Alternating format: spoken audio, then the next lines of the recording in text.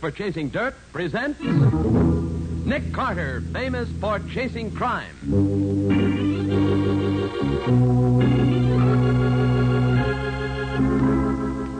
Every week at this time, two great names are joined as Old Dutch Cleanser brings you one of the most resourceful and daring characters in all detective fiction, Nick Carter, Master Detective.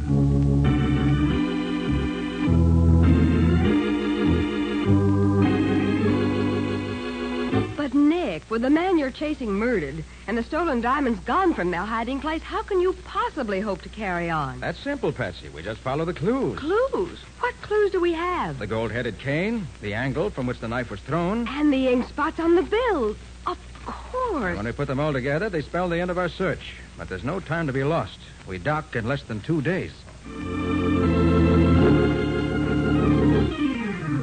Now, the case of the gold-headed cane. Today's adventure with Nick Carter, brought to you by Old Dutch Cleanser. As our story starts, we find Sir Armand Coleman and his servant Gig being shown through the Filbert Diamond Mine, one of South Africa's biggest. I say, Mr. Hopkins, it's awfully decent of you to take your time to show us through the mine. Being general manager of a mine like this must be quite an undertaking. Yes, Sir Armand, it keeps me pretty busy. But we're always happy, to show visitors how diamonds are mined. Yeah, but how do you know one of these visitors won't walk off with some of the diamonds?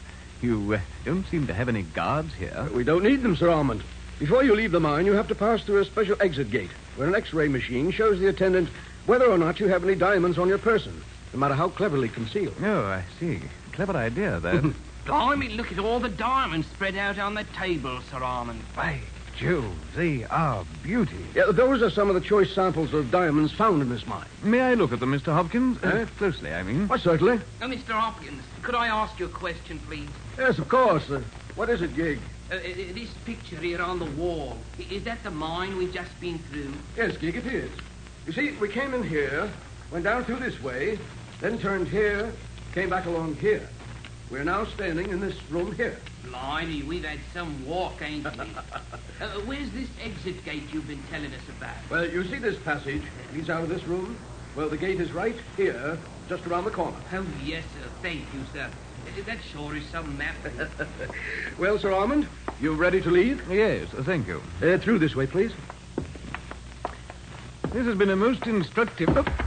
Confound it, my ankle, and I dropped my cane again. Oh, I'll get it, sir. Oh, here it is. Your ankle hurt much, sir? No, it's all right, Gig. Let's get on. Your bad leg troubling you, Sir Armand? A little, yes. Must be this long walk we've had. Well, here we are. Here's the exit gate. You go first, Gig. Yes. Stop under the archway until the attendant says he's satisfied you're not carrying any diamonds out. Oh, yes, sir. Glad I didn't try to get away with nothing here. Okay, you can get out, sir. Oh, yes, sir. Couldn't find nothing on old Gig, eh? You next, Sir Armand, if you will, please. Of course. There's a queer sensation. Confound it, my ankle again. Here, I've got the cane, Sir Armand. I'll keep it till you come out. Eh? Very well, Gig. You're all right, sir. You may go. Thank you. You have to go through this too, Mr. Hopkins? Oh, yes, indeed. Everyone does from the owner down. Take no chances on anyone. Okay, Mr. Hopkins. Well, Sir Armand, that's about all. It's been very interesting, I assure you. Thanks no end, Mr. Hopkins. Been just fine, Mr. Hopkins. We go out this door here. That's right. You'll find your car just outside. Goodbye. Goodbye, and thanks again. Did you get those diamonds, Sir Armand? I certainly did. The trick worked like a charm. And Mr. Hopkins will never know I got the idea from one of the stories he told us. That's good, sir. Come on, Gig. Let's get back to the hotel and pack. In 12 hours, we can be on the boat, headed for the States, and a life of luxury.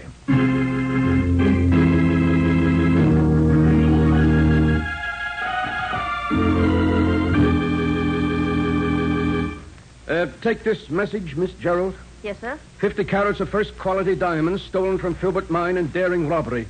Suspect believed to be on boat bound for United States. Loss discovered in checkup late this afternoon. Famous American detective Nick Carter called in on case. Have you got that, Miss Gerald? Yes, sir? See that it gets out at once. All news service.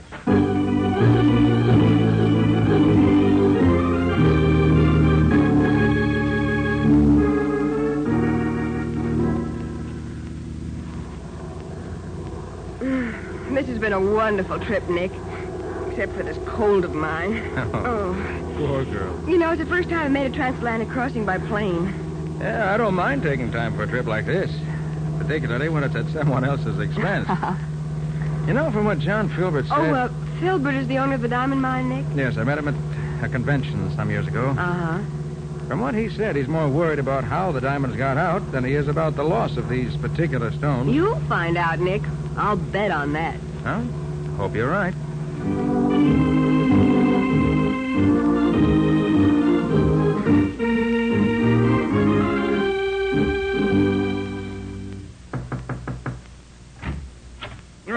Come in, Hopkins. Yes, Mr. Filbert? Nick, this is Charles Hopkins, our general manager. Pleasure, Mr. Potter. He was the one who showed this man Coleman through the mine the day the thefts occurred. Oh, yes. Mr. Hopkins, Mr. Filbert here tells me you're sure Coleman is the man who got away with the gems. He must be, Mr. Carter. Our display table is checked every night, you see. So when we missed the stones, we went back over every visitor for that day. Mm-hmm. The only one that presented anything out of the ordinary was Coleman, who dropped his cane as he went through the exit gate. So we figure the cane must have something to do with it. Very probably. Well, if Coleman secreted the stones in his cane, he must still have them with him. I think the best plan will be for Patsy and me to fly directly to the ship he's sailing on and see if we can find them. So if you'll radio the skipper that we're coming and give me a full description of the man and his servant, we'll be on our way. Before you go, Nick, I want to give you a small retainer to cover your expenses at least. You have the money, Hopkins? Yes, sir, right here. Two $500 bills. I have to apologize, Mr. Carter, but I accidentally spilled some red ink on the corner of them while they were on my desk. Oh, that doesn't matter, Mr. Hopkins. Thank you. Now, let's get on with the details. We have to reach Coleman's ship before it docks, and we haven't too much time.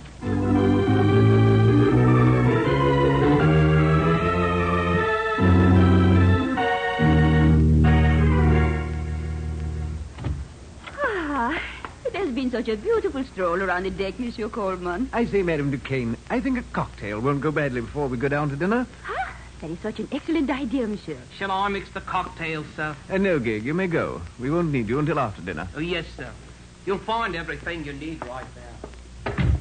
Madame Duquesne, we've gotten to know each other quite well these last few days. Yes. Why don't we stop being so formal? You call me Armand, and I'll call you Sarita. That is another of your lovely ideas, Monsieur. Armand? Shall I mix the cocktail? I am very good at it. If you like. You'll find the things on that table. You would like a Manhattan, Armand? They are my favorite. Whatever you desire, Sarita. Huh? There's the vermouth. Oh, of course, Dick. Oh, shall I? No, I have it. Oh, Armand, I've spilled it all over my hands. Now I shall have to wash them. The wash basin's in the other room, Sarita. I'll mix the cocktails while you're gone. Hurry now, I shall return at once. Mixing drinks is a man's job anyway. A woman's job is to look pretty and feed a man's vanity. Do I feed your vanity, Armand? You do indeed, my pretty. And I'm happy that you do. I shouldn't... What is that funny noise, Armand? Are you drinking already? Please wait for me. Now, Armand, I'm ready for... Who are you? What are you? Armand, who is that? Armand!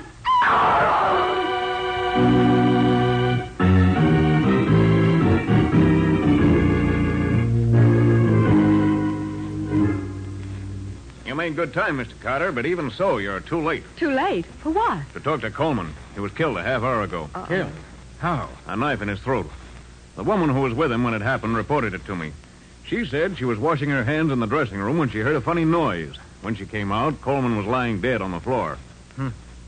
Did you see anyone else? Yeah, there was a man in the room. But he dashed out when he saw her. She said she wouldn't know him again. She was so scared. This is something I hadn't counted on. Look here, Captain. I want something done about this man Redding. I'm busy just now. Drop in later, won't you? I want action now. 2 days ago, this Redding moved my deck chair to one side and put his own chair where mine should be. He insults me. I'm too busy to do anything about that now, sir. Now come back this evening, will you? Yeah, all right. But I'll poke this guy Redding right in the snoot if he doesn't. Sorry, Mr. Carter. Just one of the things in the captain's life. Yes. Well, shall we take a look at Coleman's cabin? I'd like to get started on my investigation. Perhaps what I'm looking for is still here.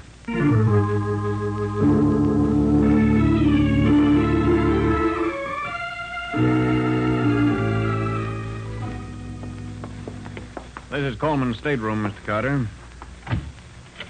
Dr. Samuels, this is Nick Carter and Miss Bowen. Mr. Carter, this is the ship's doctor. How do you do, sir? How do you do, Doctor? How do you do, Doctor? Now, that's Gig, Coleman's servant. Is everything the way you found it, Doctor? Yes, Captain. You said Mr. Carter was coming, so I've made my inspection without moving anything. Oh, thank you. Doctor, would you say that this knife was stabbed into the throat or thrown? Well, I did think that it was a peculiar angle for a stabbing, but throwing hadn't occurred to me. You find anything on the knife, Nick? The handle seems to be clean. No prints. Gig, where were you when Coleman was killed? When Sir Armand and the lady came in after they'd been walking on deck, he told me he wouldn't need me till after dinner. So I went out and talked to a man I met yesterday. When I came back, the captain and the doctor was here. I verified that part of it, Mr. Carter. Looks as if Coleman was mixing a drink when he was killed, doesn't it? That's what Madame Duquesne told me when she was the one who was with him at the time. Oh, I see.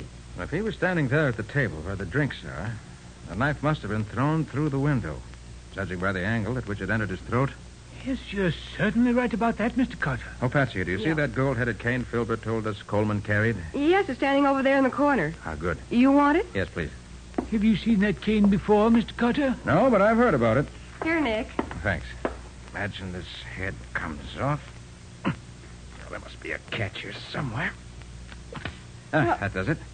Why? Well, inside we find the motive for the killing. You mean the diamonds? I mean, the diamonds are gone. You expected to find diamonds in the head of the cane? I did, Captain. When Coleman left South Africa, he had about 50 carats of flawless diamonds hidden there. It's empty now. So I should guess that the killer has taken the stones. Then all we have to do is search the ship, find the diamonds, and arrest whoever has them as the murderer. Yes, you could do it that way, Captain, but maybe I can save you some time. If I can do a little figuring. You know, Mr. Carter, there's one thing that puzzles me about this. Yes? What's that, Doctor? Well, the woman who reported the killing, Madame Duquesne, said she came to the captain's office immediately. Now, allowing for the time it took her to get there and the time it took me to get down here after that, the man should have been dead about 20 minutes. But I found that he'd been dead at least an hour. Is that so? Nick. I wonder why she waited over half an hour before reporting the murder. Yes, Patsy. I wonder, too.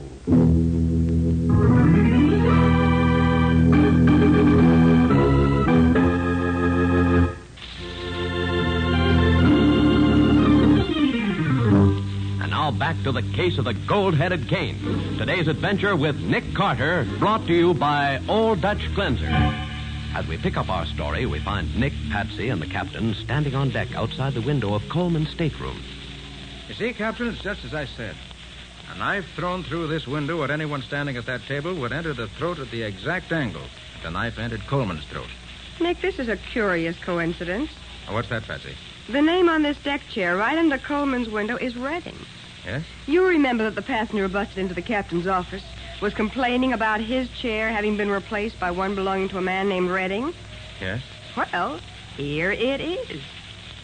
So Redding wanted to be in this particular spot no matter whom he annoyed, huh? Mm-hmm. Patsy, take down the names of the passengers in the adjacent chairs and see if any of them saw anything of this. Surest thing you know, Nick. What are you going to do? Going to see what Mr. Redding has to say about this.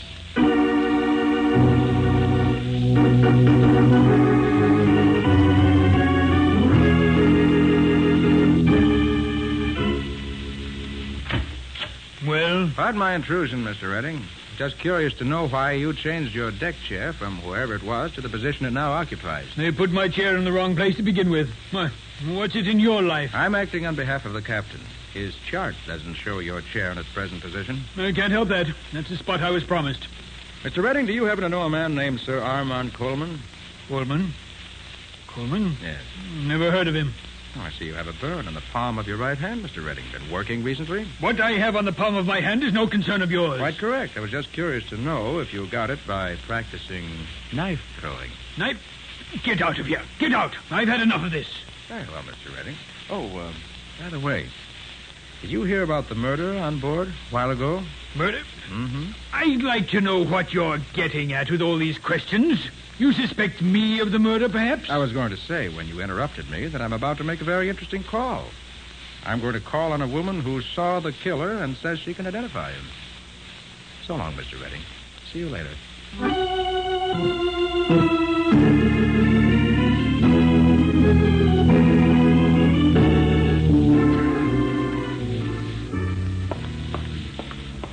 Nick!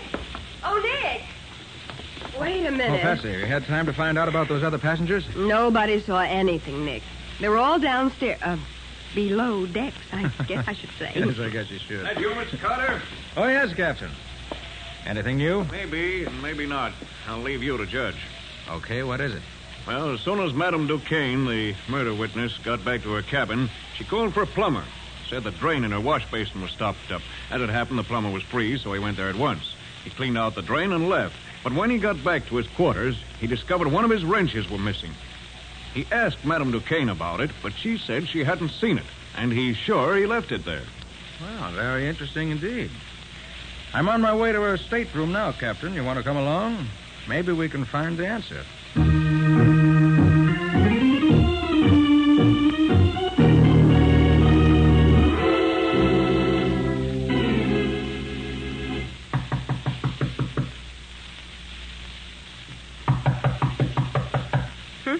Guess Madame Duquesne isn't at home.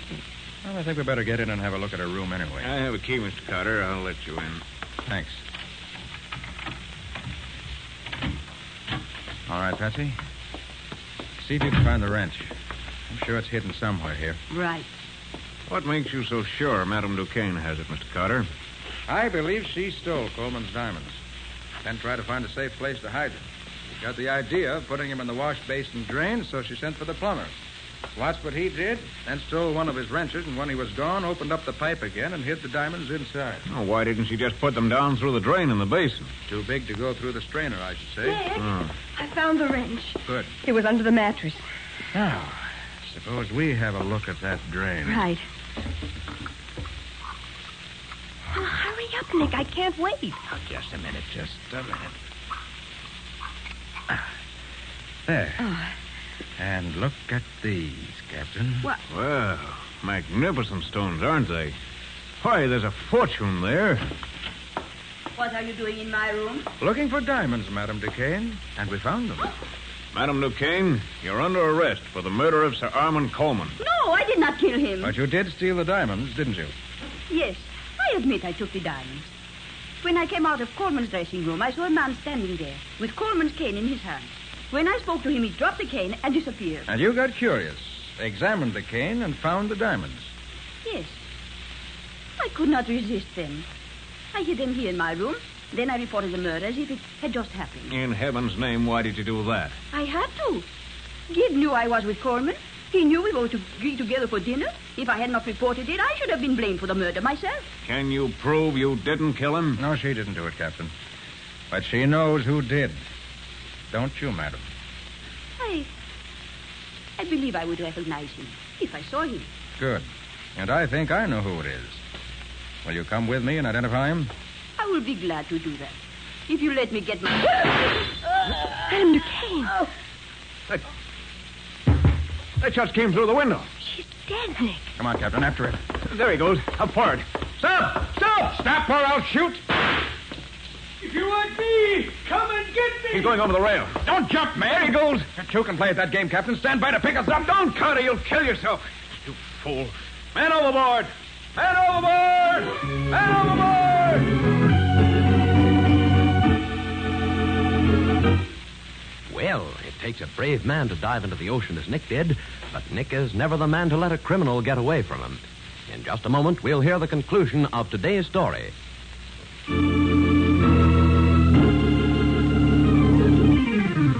And now for the conclusion of the case of the gold-headed cane. Today's adventure with Nick Carter, brought to you by Old Dutch Cleanser. Stopping his liner in mid-ocean, the captain rescues Nick from the icy waters together with his unconscious captive, Redding. The latter is put to bed in his cabin under the doctor's care while Nick thaws out in the captain's quarters. An hour later, Nick drops into Redding's cabin. You think he'll pull through, Doctor? Yes, I think so. He lost some blood from the wound in his leg where you shot him, but it's nothing serious. Can I talk to him? Oh, no, not just now. He's sleeping. I just gave him a sedative to quiet him. He's very restless, sort of wandering in his mind. He kept calling for someone to get him out of this. I didn't get the name he said, but it sounded as if he was being paid by someone to do what he did. Well, that's a new angle. I think I'll have a look through his things. If there's anyone else mixed up in this, I'd like to know who it is.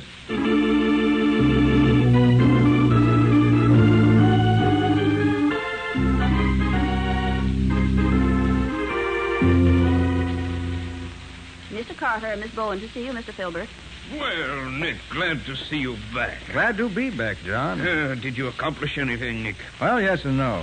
I found the man who stole the diamonds, but he was dead when we found him. Oh, that's a tough break. But I got the diamonds back for you. Here. Excellent, excellent. You never seem to fail to get what you go after. In this particular case, John, I got more than I went after. Eh? Is Mr. Hopkins around? Well, yes. I'll ask him to come in. Yes, Mr. Filbert? Ask Mr. Hopkins to step in here. Yes, sir. I want him to hear the rest of this story. Think it'll interest him even more than it will you. Well, right. If you want to see me, Mr. Filbert. Oh, hello, Mr. Carter. Have a successful trip? I did. Found the thief and recovered the diamonds. And had a very pleasant plane ride in the bargain. Good. Mr. Hopkins, I'm puzzled about one thing. Yes, Mr. Carter. You said the diamonds on that display table near the exit gate were checked every night, didn't you? That's right.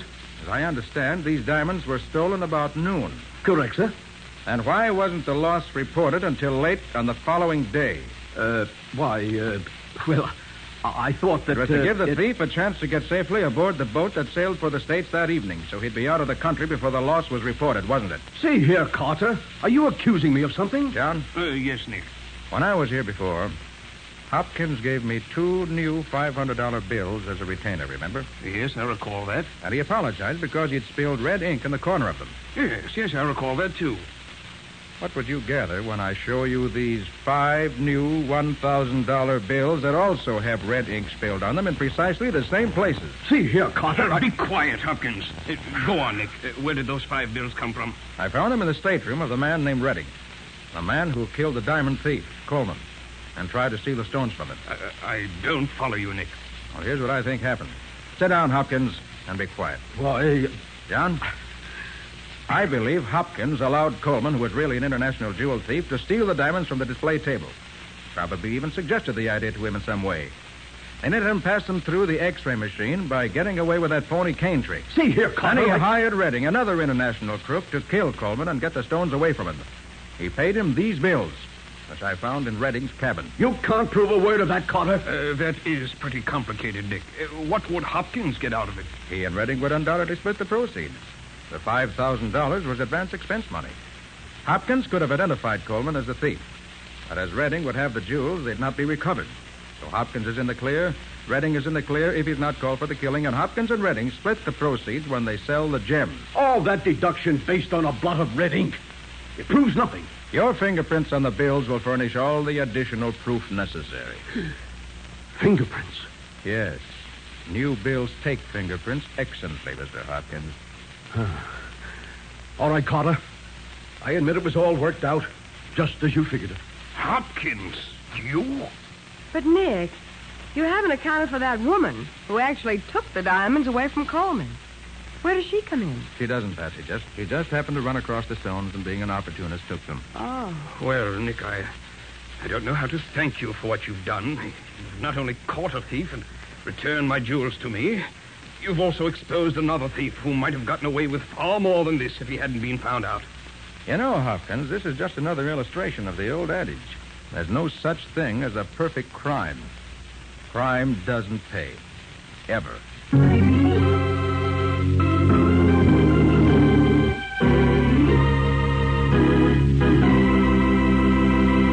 I'm curious, Nick. What happened to Redding? Well, by the time the ship docked, Bob, Redding had recovered sufficiently to stand trial.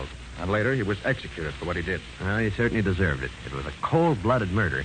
Nick, it's about time to look into the adventure that Old Dutch Cleanser's going to bring us next week. All right, Bob, here it is. It's the story of one of the most unusual rackets and crime I've ever encountered. Unusual is right. It terrorized the whole city. And Patsy speaks from first-hand experience. Uh-huh. But to go on, Bob, This case included a murder on a dark street, a deserted warehouse, The telltale marks of tires in an alley, a masked man whom they called the boss. And that's enough for now.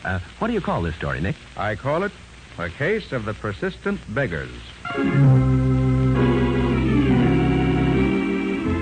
Nick Carter, Master Detective, is presented each week at this time and over these same stations by the Cudahy Packing Company, makers of Old Dutch Cleanser.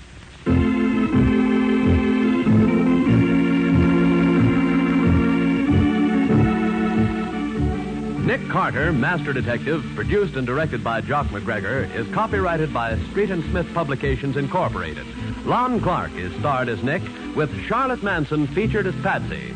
Today's script was written by Jock McGregor, plot outlined by Peggy L. Mayer. Original music is played by George Wright. This program is fictional, and any resemblance to actual persons living or dead is purely coincidental. This is Bob Martin saying, when minutes count, use Old Dutch Cleanser.